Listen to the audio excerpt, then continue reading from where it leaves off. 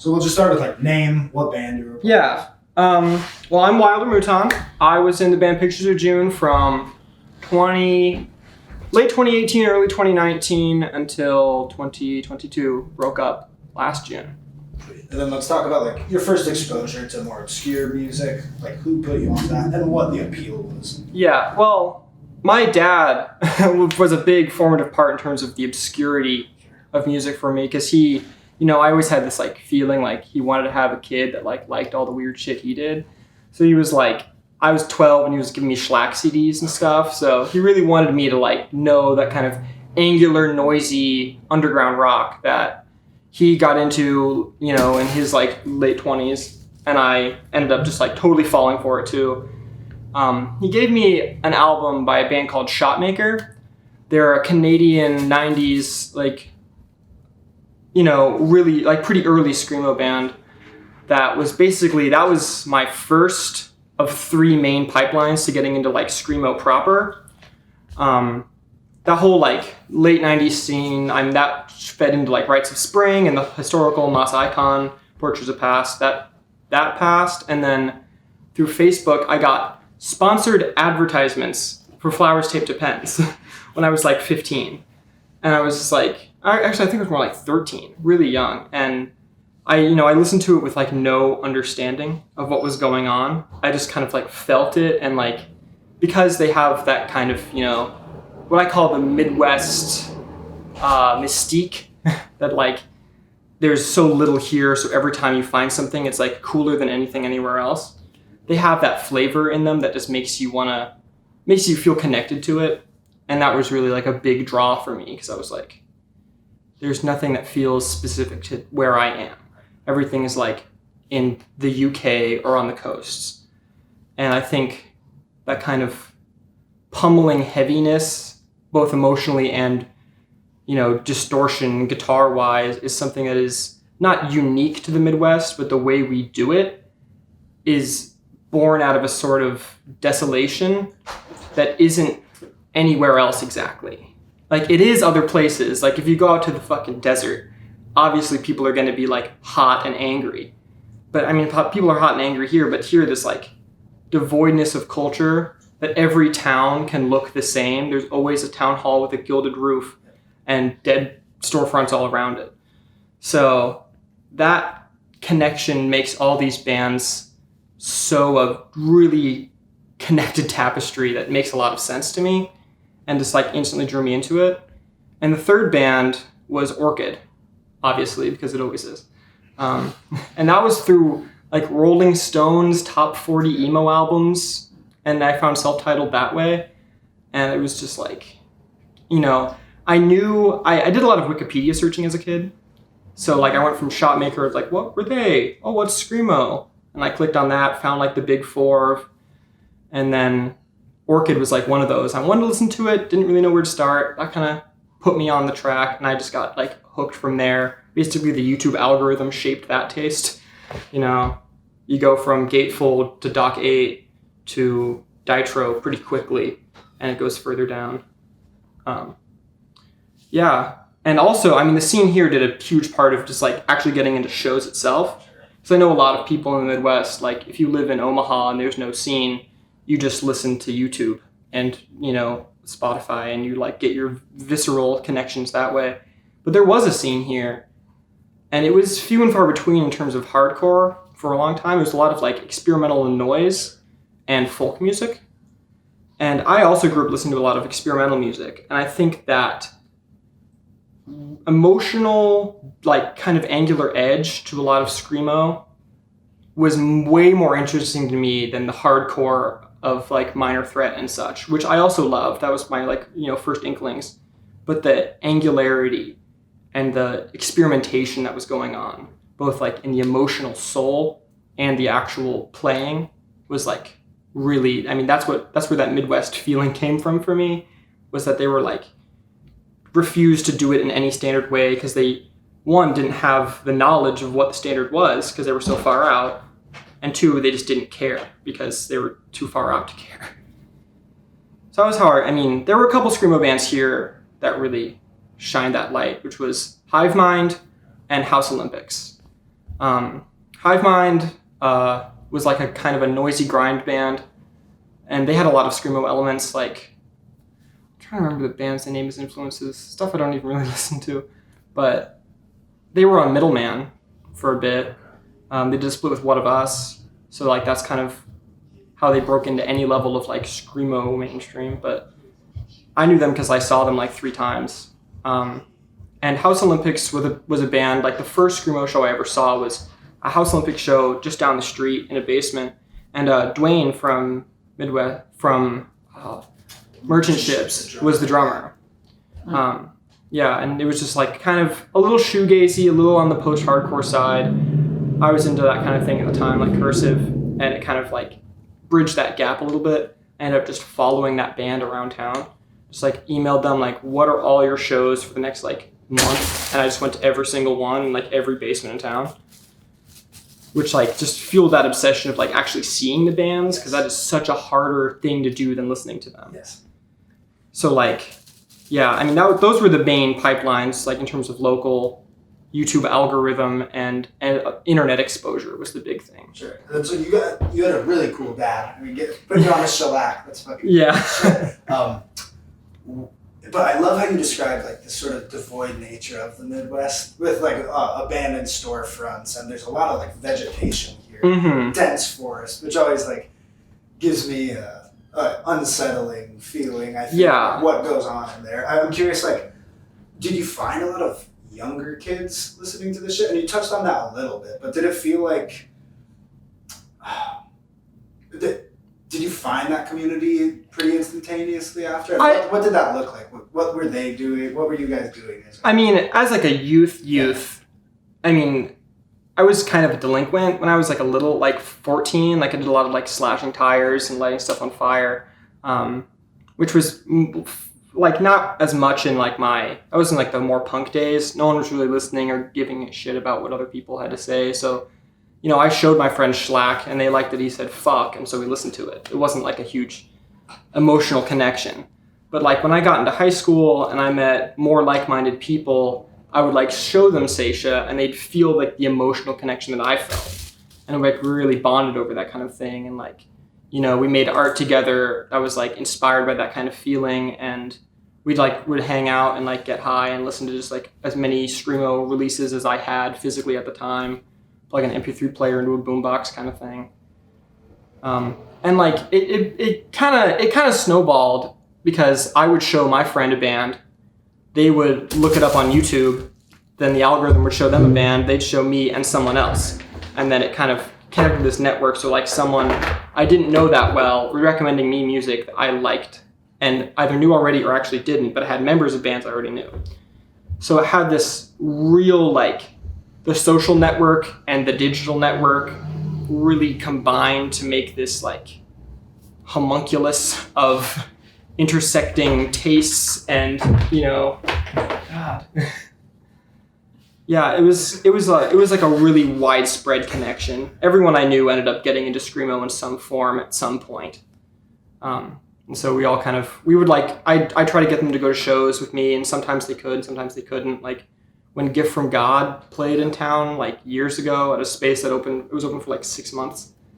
Like I had a friend that could go, and then her parents said she couldn't go anymore, and so she had to leave like right before the show. It sucked. But you know, it felt bigger than that.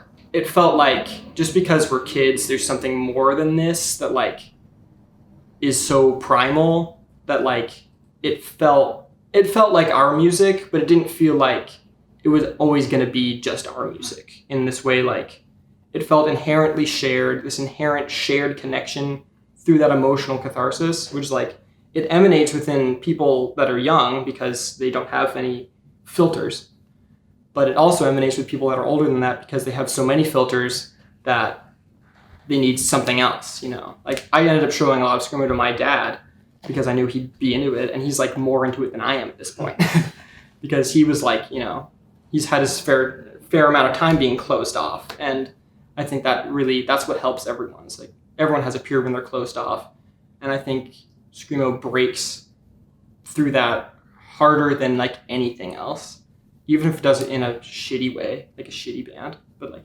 the shitty bands help. Execution don't matter. Yeah. It gets you there, right? Yeah, I mean, and the big thing is like nu metal. Like if not for nu metal and the popularity of that, you know, there would be none of my friends would know shit, and I wouldn't know shit because I would know shit, but they wouldn't know shit because my dad was weird. Like you got lucky. Yeah, got a foot in the door. Totally, I got a foot in the door, and I wanted to share that as much as I could, and I felt like I was very quickly. I no longer felt like I was of privileged status as soon as I shared that to someone because they were able to make their own connection with it and find more shit with it. Sure, you're incredibly well spoken. Yeah, but I couldn't agree more. Like I think it speaks to something super transcendent that a lot of people go through and removes all structure, or consistency, and in a good way. Totally, it totally takes away all barriers. Yeah, I mean, I thought music could be. Yeah, I mean the deconstruction of self that's inherent to music that pushes boundaries is like, you know, what I am most attracted to, and what I find that people are inherently attracted to. Because of the level of construction that we've built and surround ourselves with, you want something that cuts through the bullshit. And it's not really bullshit, but it is also like, there's always something more raw and something deeper that you can find, and that's like a pipeline to it. And there's lots of pipelines to it, but that's like one that's it's a good spark. I like that spark. Excellent. And then what did it look like when you realized you wanted to create music rather than just observe? Yeah, I mean, when I started like my first band, my very first band was like a middle school project, which would, I mean, it fueled the desire, but not the taste and not the talent, or the technique, not talent. So, I mean, I wanted to play guitar because of Ziggy Stardust and Spiders from Mars. I had a David Bowie guitar pick, and it was my first guitar pick, and then he died, and it really messed me up. And I was like, well, I should probably start playing guitar now because he's dead. And I was pretty young, but like any kind of conduit like that really helps. So I think there was always like, from then, I always just wanted to make something. And it was like, first I listened to Joy Division and gloomy stuff that like my mom would turn me on to, like Cocteau Twins and that kind of thing, which I still love. But when I got into the more angular stuff, I was like, this is kind of more my speed because I don't know how to make a gloomy atmosphere, but I know how to like hit it really hard. And I don't really listen to like hardcore anymore. I basically just listen to this, you know. Screamo very quickly took over all of my taste for many, many years. So the dream of being in a Screamo band was a very potent dream for a lot of years. And my first band that like recorded material and played shows was called Saltwater, and it was not very organized, and you know, my vocals weren't there, and we were just not doing a great job. But we ended up booking some really crazy good shows. I mean, so it gave me the taste of both the scene and the act of playing live music that I really needed to make something more in depth. And you know, for a long time I just sat on that because Saltwater broke up when I was probably like a sophomore or junior in high school, and I didn't have a band for another like year and a half. So I basically just sat around recording demos and listening to increasingly obscure Screamo until it became a singularity of like, oh no, I only like Zoktil. I don't like I Wrote Haikus anymore. I like the 3 songs recorded right after they broke up. And you know, became an impenetrable barrier of pretentiousness to guard my own screaming desire to start a band with any motherfucker who would want to. And Pictures of June started eventually through a Facebook post where one of the old drummers of Saltwater was like, hey, does anyone want to join my emo band? And I was like, I can do that. I can totally do that. I'm not going to hijack your idea and turn it into a Screamo band at all. He liked modern baseball. I didn't. I do now, but I didn't then. And we had the couple first practices. I mean, like in the first 2 practices, Backsteps was written, and that whole EP kind of just like was probably written over the course of 6 practices or so.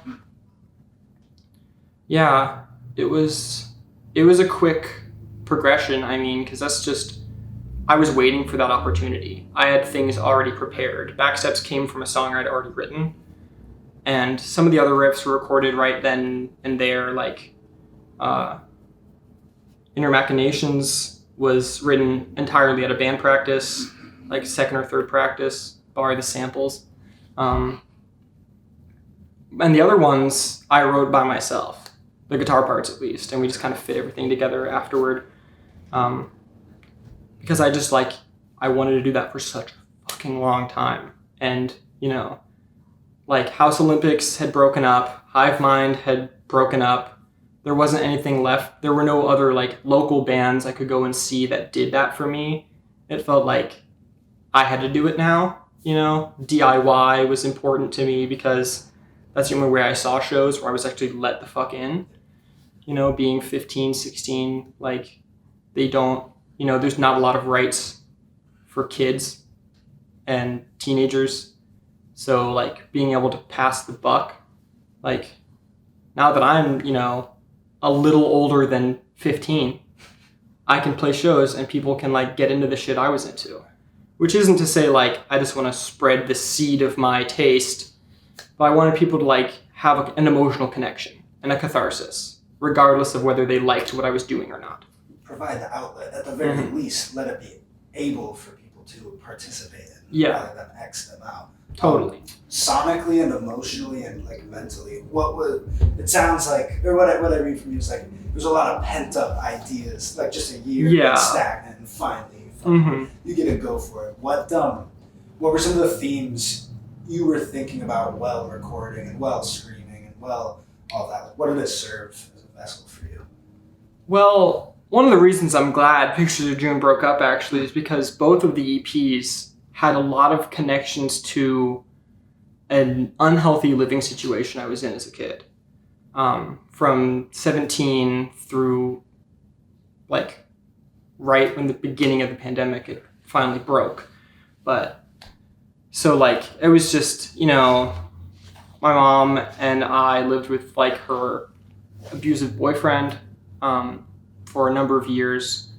And it was just like this constant, putting myself in the middle of it, trying to keep things contained, while also smoking so much weed I couldn't think just to tolerate the situation. And, I heard a lot of voices when there weren't voices because I would just be used to hearing screaming. And any catharsis at all from the heaviest music I could find was like a huge benefit to helping that. Like, anytime I left the house, I would put something screaming on because it was this bizarre, like, well, this is what I live with, but it's channeled in the best and most supportive, most positive way. And I think that's like what I would have to do, I always wanted to do it. And like having that situation was such a, you can the silver lining was I could mine it for content. And I wrote 8 songs about it, by and large. Not all 8 songs are about it. Not all 10 songs, I guess. Sorry. So the real things that were going through my head is like, I am too young to escape this. It's like an existential Kafka trap of a household. So, like, naturally I'd be holding onto the balloon that is the sanity I have left in between these last moments, And I also did a lot of acid. It's like, and that further developed this kind of like... perpetuates. It's like, you can see how everything is cyclical and connected, I didn't know the meaning of intersectionality until I dropped acid the second time. And that, like, once you see that and you can't unsee it, like, the whole act of, like, writing a song about it, just, like, it's the silver lining, too. And when you're living on the silver linings, the best thing you can do is make the silver linings as, like, aggressive as fucking possible. So you can always, like, hold on to them and feel them and make it seem like it's worth it, even when it totally wouldn't be worth it. And I would much rather be in a healthy house with no Pictures of June than the alternative. But this is what I got, and I'm going to make the fucking most of it. And, Like, the band broke up. We had 5 tours planned before the pandemic. Multiple tours, like with good friends and P.S. You're Dead, Sick Boy Method. Those all got canceled and never rebooked. The last show we were going to play was at this house with Shin Guard, the other pandemic dead band. So, like, that took a huge chunk out of my life, because the only reason I stayed in Bloomington was because the first Pictures of June show was with Plague Walker, and Sean Decker was like, I'll record your EP for free. Just come to Lafayette and record it, and I'd be happy to do it all. And we were like, shit. So I, like, emailed the college in Olympia I was going to go to, like, hey, hold on a year. Let me just, like, tour with my band and record this, and we'll be good. We did not tour. I ended up on a 2-3 year gap year. So, like, it just kind of, you know, it really felt like I sacrificed my future life for the future of this band just for a couple of years, and then it got dashed, which really stung a lot. And it didn't keep me from making music. What it really kept me from doing was listening to the things that influenced that music. Like, Screamo became a really sore spot for me for a lot of years because of that. And it still kind of is, because now that my band's broken up, it's a whole nother sore spot. Right. And not to pry too much, but I'm curious, like, it did serve as an outlet and arguably provided a really healthy place for screaming and catharsis. How did, like, in retrospect, and I understand it's still very fresh, do you find any solace that you were able to get that out, or does it kind of remind you of poorer days, having that preserved sonically? It's positive. It is not like, I don't feel any regret. I don't feel like it's holding something up that I don't want to exist anymore. Because it was, you know, the catharsis is like, this is, you know, I'm screaming into a microphone all the things I'm thinking about the situation that I thought would actually fix it. Nothing fixed it except for, you know, legal trouble, conveniently. I'm not going to sing songs about how much I love cops and rubber bullets, but that helped more than anything else. No, I don't feel like it was a negative thing. I feel like I'm glad it's done because I don't have that in me anymore, and it's not me anymore, and I want to, like, take who I am now and turn that, you know, I've got new, fresh, cooler despair than that despair was. I want to, like, make some cool shit with that instead of, you know, being sad and being like, oh man, I hate my house, this sucks. Like, although it was stronger than that, but still, like, yeah, it's, I mean, and that's the thing that's so challenging for artists is, like, as soon as you look at your work, you hate it, no matter how done you think you thought it was 2 minutes ago. And, you know, naturally, I've probably listened to more Pictures of June than any motherfucker on the planet, because who's gonna, like, go through with a fine steel brush to make sure it's scuffed and useless? And on some days I hate it, and on some days I'm like, oh, wow, this is pretty good. And on most days I'm like, I like EP1 more than 2. I think most people agree with that too. So yeah, I mean, I like it for a lot of reasons, and I'm glad it's done for fewer reasons than I'm glad it was alive. But, you know, the bittersweetness propels me more than it pushes me back. You know, it's like, I have a band, I can show people that I'm like, this is what I did if you want to do something. Super cool. You're nailing this, by the way. I normally have to ask so many more questions to get to our thesis, but you, I think, are doing this really well. I'm curious, like, what are your thoughts on the reception that it has gained? And, like, granted, it's not, like, this huge thing, but I think it's really fucking awesome. It feels huge to me. I mean, I didn't give a shit if anyone went to the shows, if anyone bought merch. I didn't give a shit if we made merch. I wanted to have merch for my own sake. I would have been fine with a hand fucking crafted tape just because I wanted it for my own little personal ego boost.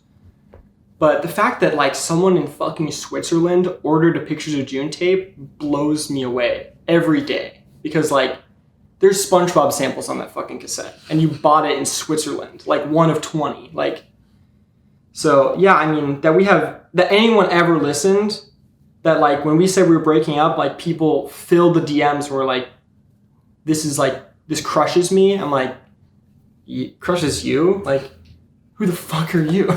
Like, it was surprising. It was really surprising that anyone ever gave a shit or knew who we were or bought anything. Like, because I wanted to care about that. I wanted to like give back. That was the whole point, for people to care, not because I wanted them to care about me. I wanted them to care about something bigger, the bigger thing that I found in that music in the first place.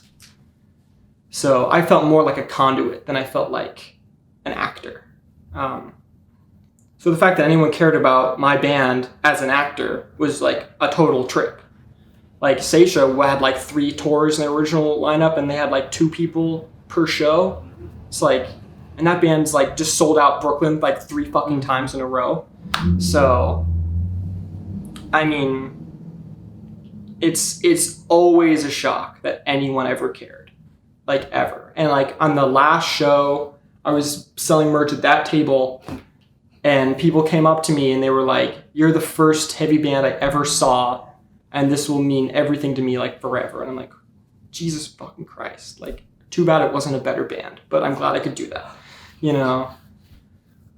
Yeah, it's just like a total trip. Yeah, totally. Well, it speaks like what we were talking about to that, the primality of this devoided life that I think a lot of kids experience, especially in like suburbia. Yeah. Everyone is the fucking same. Yeah. I mean, that's how I grew up, and that's what this music serves to me. Exactly. I mean, that's where hardcore came from. Like, it was kids in the suburbs, middle class, shaving their heads and wearing army surplus. And now it's like kids from the suburbs that go to someone's basement and buy a poorly screen printed t-shirt because they felt something. And like, I want them to feel something after the show more than before the show. And I feel like with like hardcore in the day, it was just like, here's a bunch of angry kids, let's make them more angry. Like, there's a reason Black Flag was not allowed to play any more shows. There's a reason Crass wrote Banned from the Roxy. That's not what I was ever trying to do. I wanted to take this devoid of all emotion, all culture, feeling and place that I was stuck in, and sew it into something way more meaningful. And I think it worked for now. And I'm excited to throw myself to the cosmos of a larger city, because then I can feel obscure and small again and make tiny little music again, and maybe it'll do something.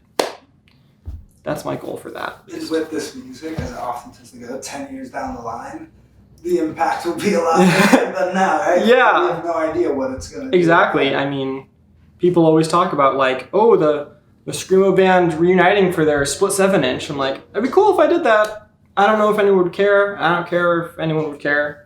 I've seen bands, like, I look at their Wikipedia, and it's like a band that no one cared about, and they, like, had a tour in 2015. I'm like, fuck, I missed that? Like, and I feel like if anyone does that with my band, it'll feel like the best, you know? Sweet. And then, you're really great to interview. Thank you. Yeah, of course, man. I want to touch on, like, because we have so much now as far as like the way you just did a great interview. Let's talk a little bit about what inspired you and what gave you solace outside of music, whether it was film, books. For a long time, it was just drugs. I've been sober for 1 year and 6 days. I was like, people say like, oh, weed's not addictive. Like, I smoked it every single day for 5 years. I'm still trying to kick it. It's really difficult, and like I only stopped because I actually passed out and like almost had a seizure because I was just like way too high, and like it messed up my bodily fucking chemistry for like a straight 2 weeks. So, and like booze does that now too, so I had to cut everything out. And like in the meantime, like I would say it was more music than anything. Over time, like that's what I would do when I would get high, was listen to something. But at the same time, it was also a lot of, I always loved reading, but I was always like too insecure to fully like dive into it, because I always felt like a little behind, because my family was very intellectual. They know a lot about books. They talk a lot about books. I always felt really behind. So like I tried now and then, and I have lots of books I love, and I've read more than I ever thought I would at this point, which feels good. But it was more like music and video games and a lot of writing. Writing is the thing I want to do like for a career in my life. One of the reasons I'm doing such a good job talking right now is because I like writing essays. And that's like, you know, that was the other thing. I was like, I don't want to just be in a band. I want to like write the lyrics in the band. And like, I don't want anyone else to sing my lyrics, and I don't want to sing anyone else's fucking lyrics. Like, even though I don't listen to lyrics, I know that there's a good reason to, but I love when the lyrics are in a language I don't know, because then I don't feel the guilt of not knowing what they're saying. I prefer like short form writing, short stories and poetry. Like, you know, they speak to me on that same level of like a 40-second song written by like, you know, Usurp, who was in Lafayette doing the most spastic shit for the shortest periods of time.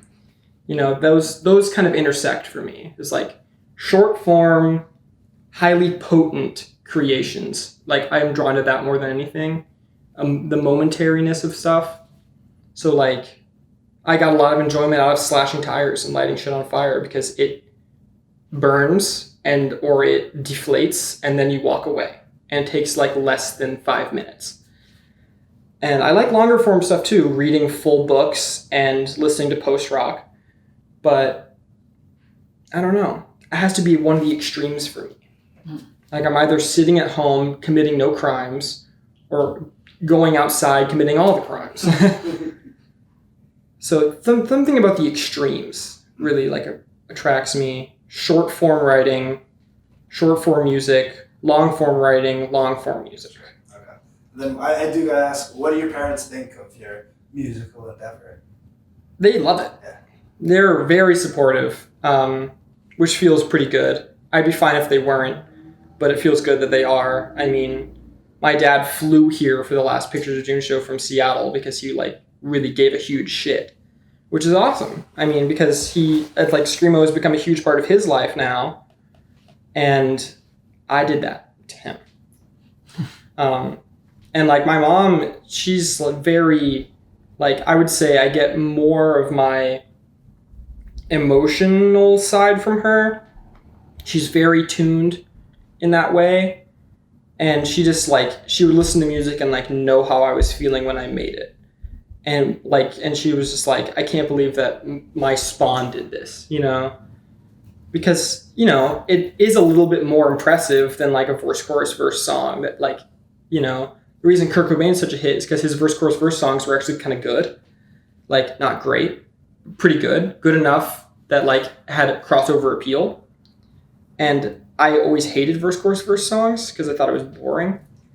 So like writing non-structured songs like that is more, it appeals to people in this other way, and they're like, wow, that's impressive, even if I don't like it. Like, I hate Rush, but I can admit it, it's pretty impressive. Yeah, they got a lot going on, but it sucks. Excellent, man. Gosh, dude, I think you nailed it. You killed it. Specifics on like, just for like B-roll, like what are the TV shows, what are the movies, you know? Ghost Story up there I really love. Big Lebowski and The Dark Knight were like my 14-year-old self's favorite films.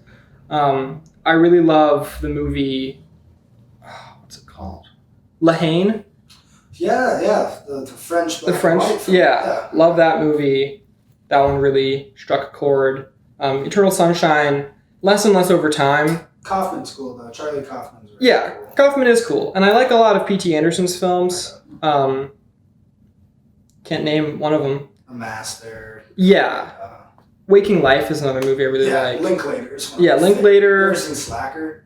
I have not seen Slacker. Really good one. I'm sure it is. Like, yeah, Linklater, Jarmusch. Yeah, cool. Lynch. Train. Yeah. Hate Lynch. Yeah, we've got a thing against Lynch. I can't blame you. Like, Eraserhead's cool. Yeah, I'm not going to tell anyone like, oh, you'll love it. Yeah. Like, no one's supposed to love it, I guess. I don't know. Like, it's very up its own ass. Sure, and, 100%, you know, I'm all for it. I like things that are up their own ass. That's cool. You know, I've been up my own ass. You and me both, but Yeah. Yeah, I mean, you know, like my favorite book is Jesus' Son by Denis Johnson. It's a collection of short stories about really disturbed people in the Midwest doing very distressing things. Jesus' Son. By Denis Johnson. I also really love Thomas Pynchon. His very interconnected writings, the run-on sentences that go for pages about mundane details of a subject within a subject of the book is like my absolute shit, you know? The Crying Block 49 is like, you know, 150 pages, 200 pages, and it's like 1/3 of that is like, how do you write a play? It's like, I don't give a fuck. The profundity of the mundane. Yeah, it's incredible. I'm all for it. Like, yeah, so Kafka, I really love Kafka.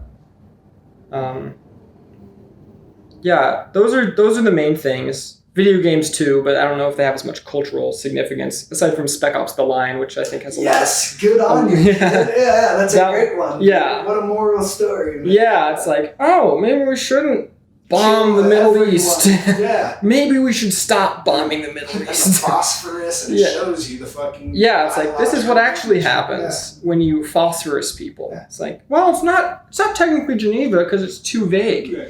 Like, okay. Whatever he said. Yeah. That man had children. Sure. Sweet, man. I think we've got enough. Yeah, and I just want to say thank you to you guys for doing. Like, I've been waiting for an opportunity like this for a long time because I've been on the blogs. I've fed the YouTube algorithm with my taste. Yeah, and like, there's nothing. I went to the Powell's bookstore in Portland and asked if there's any books on the late 90s, early 2000s underground screamo scene, and they were like, "What the fuck are you talking?" Yeah, no one has any archive footage. No, there's only shows of bands, and like occasionally they'll pan to someone's face, and they're like, "Yay!" Like, there's nothing. So, yeah, it's really important to me. And the people who know, and that feeds it all the more. I'm glad those people know. That's important. But I want more people to know because screamo as a term has been maligned. Everyone knows that. So much, yeah. And, like, I don't want to rattle off the copy pasta because that shit is cringe and inaccurate. But there's truth to it in that people think it's like screamo has singing in it, and it can, but it generally doesn't. And I want people to know that, because it's important. You and me both.